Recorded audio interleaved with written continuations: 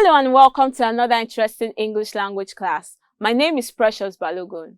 Our theme for today is Literacy Skills Writing for Communication. And our topic is Letter Writing, Semi-Formal Letter.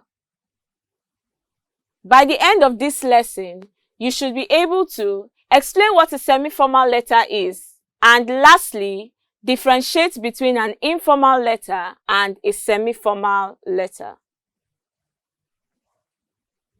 Letter writing is one of the several means of communication. It is the exchange of a written message from one person to another. Now, a letter can be sent through mail, it can be sent via a middleman or a post office. Let's take a look at the types of letter writing that we have. We have the formal letter, informal letter, and the semi-formal letter. In today's lesson, our focus will be on the semi-formal letter.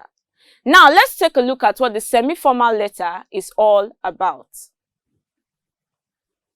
A semi-formal letter is written to a person you may know by name but do not have a cordial relationship with.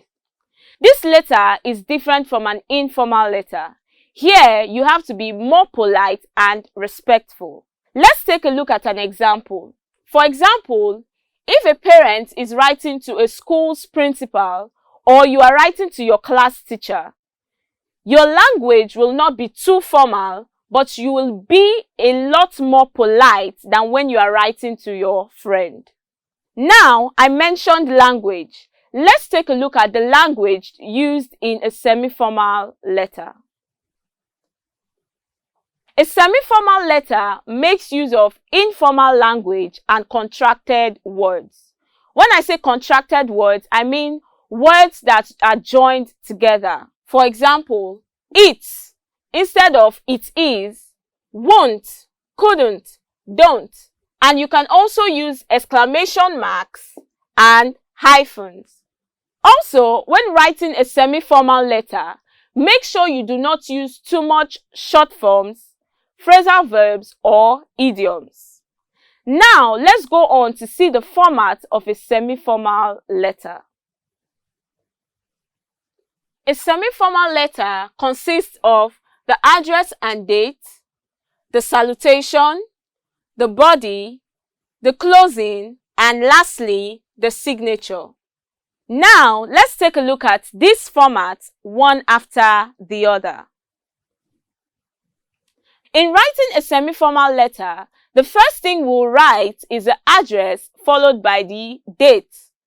The address is that of the writer and the date is when the letter was written. Let's take a look at an example.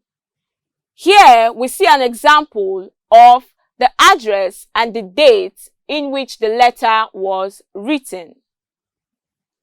It is important that we give proper salutation to the recipient of your letter. Now, this can be done by using dear. In semi-formal letter, we use dear, the title, or dear, the name of the person, depending on your relationship with the person. Let's take a look at some examples. Dear Miss Okoro, dear Dr. Paul, or Dear Eze. Now, let's go on to see the body of the letter. The body of the letter contains the introductory sentence and the main purpose of your letter. Now, let's take a look at things we can say as our introductory sentence.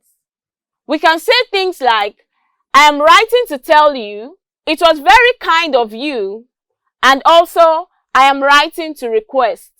After the introductory sentence comes the body. Here we have your main purpose for writing the letter.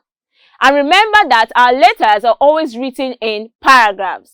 And make sure your paragraphs are indented. And now let's go on to our closing section. The closing section is where we have the summary of your letter. And here we can close with the following.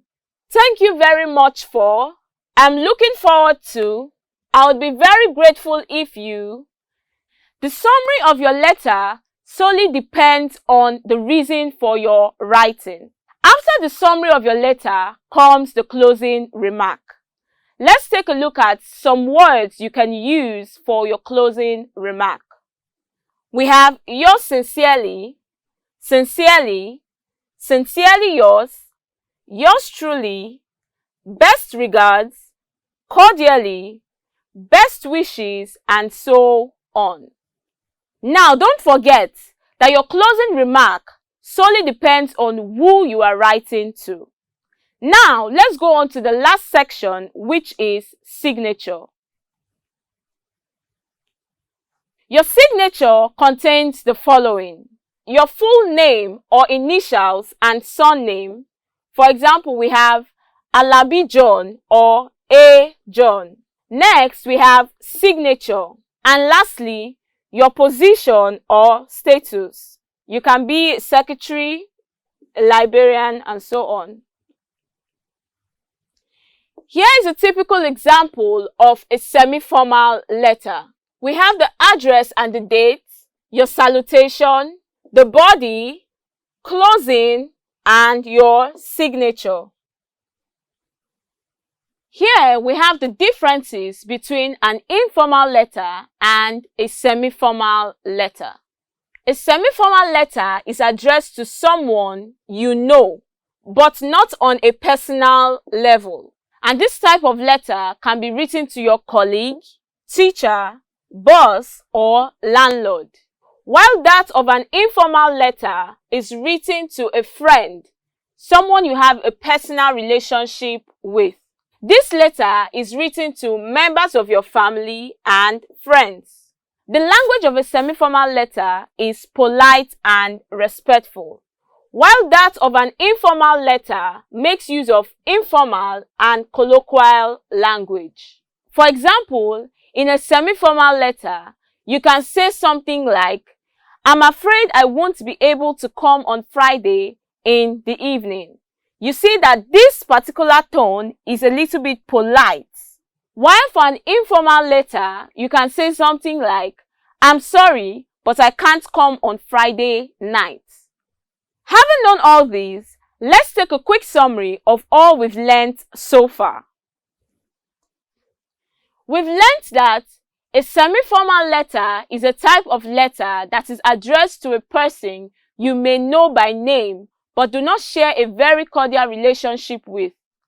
It is written in a respectful and more polite tone. And lastly, we learned that a semi-formal letter consists of the following: the address and date, the salutation, the body, the closing, and the signature. Having done all these, let's take some test questions. Question 1. The language of a semi-formal letter is A. Formal and cordial. B. Informal and cordial. C. Polite and less informal. D. Respectful and formal.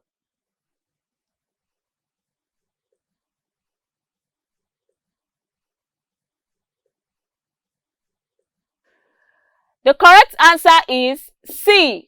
Polite and less informal. Question 2. Which of the following is not part of a semi-formal letter? A. Date. B. Topic. C. Closing. Or D. Salutation. The correct answer is B. I'm sure with all these, you can now write a semi-formal letter. Till we meet again in our next class. See you and bye!